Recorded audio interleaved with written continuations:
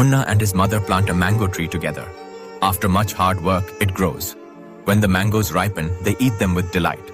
Suddenly, a red bull arrives and begins taking over the tree. This ruthless bull knocks down the cow and kills her.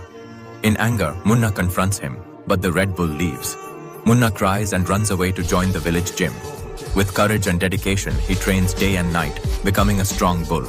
When the time comes to avenge his mother, Munna battles the red bull and defeats him. Oh no, friends, you haven't liked this son yet.